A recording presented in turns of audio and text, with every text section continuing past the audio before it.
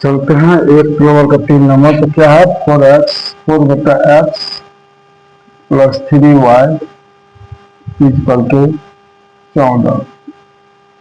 ठीक है, तो इसको पहले कर लेते हैं। तो दोनों का एलसीएम यानी कि एक है, दोनों का एलसीएम हुआ एक्स। एक्स से कटा तो 4 रह गया प्लस ये एक्स बाद में करेंगे 3xy इक्वल टू 14। अब इसको ऐसे गुना करना है। ठीक है, ये 14x हो गई इक्वल टू 3xy प्लस 4 हो गया। इसको उल्टा करके लिख दिए। चलिए 14x अब माइनस 3xy इक्वल टू 4। समीकरण 1 होंगे। पुनः दोस्ती का दूसरा नंबर फिर दूसरा समीकरण क्या बोलता है 3/x अब माइनस 4y इक्वल टू 23। ठीक है, इसका भी एलसीएम क्या ले लेंगे एक्स ले लेते हैं। यहाँ 3 रहता है माइनस एक्स बार तो 4xy हो गया इक्वल टू 23। अब चलिए इसको भी क्रॉस मल्टीप्लीकेशन करेंगे तो क्या होता है 23x equal to 3 minus 4xy। ठीक, तो 23x इधर आ गया तो प्लस आ जाएगा, इधर आ गया तो प्लस आ गया तो क्या होगा 4xy। यहाँ बच गया 3 को 3। ये दूसरा हो। अब समीकरण 1 और 2 से, अब समीकरण 1-2 से 1 एवं 2 से क्या होगा समीकरण 1 और 2 से समीकरण 1 कितना 14x minus 3xy equal to 4। ठीक है, दूसरा कितना 23x और प्लस 4xy इक्वल टू कितना है 3। ठीक, अब दोनों तो कट नहीं रहा है तो इसको रूप देते हैं। यहाँ कितना 4 यहाँ गुना करेंगे 3 यहाँ गुना करेंगे, गुना 4 और गुना 3 तो 3 यहाँ 4 यहाँ, तो इसीलिए कितना हो जाएगा बताइए 14 चौके 56, 56x 3 चौके 12 माइनस 12xy 6 चौक 16 बराबर 16 होंगे। दूसरा कितना 69x plus 12xy equal to 9 होंगे।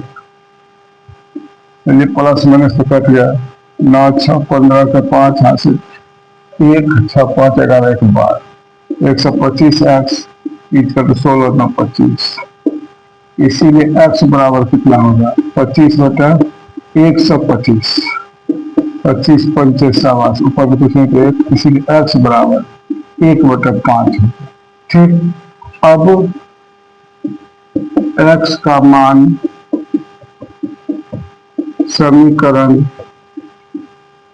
1 में रखने पर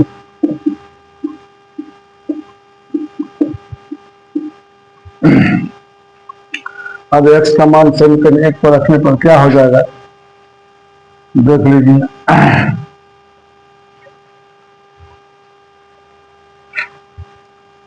पहला समीकरण कितना है 14x और 14x minus 3xy equal to 4 और 14 और गुना x के वैल्यू में 1/5 लिखेंगे माइनस 3 गुना 1/5y इक्वल टू 4।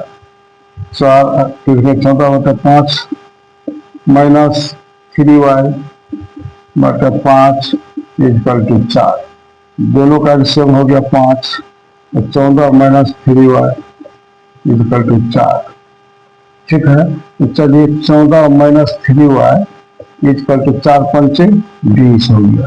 ये कोना पूरे गुना होगा तो चलिए माइनस 3y इक्वल टू 20 और माइनस 14। ठीक है, माइनस 3y इक्वल टू कितना होगा 6 हो गया। इसीलिए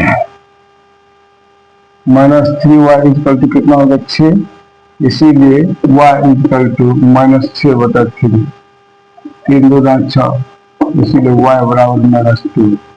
ठीक ना, अतः x बराबर कितना निकला था 1/5 और y बराबर माइनस 2। यही आंसर। चौथा सवाल में क्या है देख लीजिए। चौथा सवाल में दिया 5/x-1 plus 1/y-2 is equal to 2। दूसरा है 6/x-1 minus 3/y-2 is equal to. माना कि दोनों में x बराबर है, इसीलिए लिखते हैं माना कि 1/x-1 इजकल टू u, ठीक ना। 1/y-2 इजकल टू, इसीलिए इसको क्या लिख रहे हो 5u प्लस को लिखेंगे v इक्वल टू 2, इसको लिखेंगे 6u और माइनस 3v इक्वल टू। अब काटेगा तो यहाँ पर 3 से गुना करना होगा।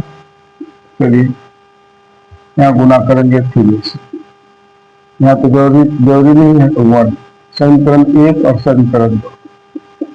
तो चलिए 5 या 15u प्लस 3v 3 गुना 6 हो गया और 6u minus 3v equal to 1। ये तो कट गया 15 6 21u इक्वल टू 6 1 7 हो गया। इसीलिए u बराबर कितना होगा 7/21, 7 या 21, इसीलिए u बराबर 1/3 होगी। ठीक, अब u का मान समीकरण 1 में रखने पर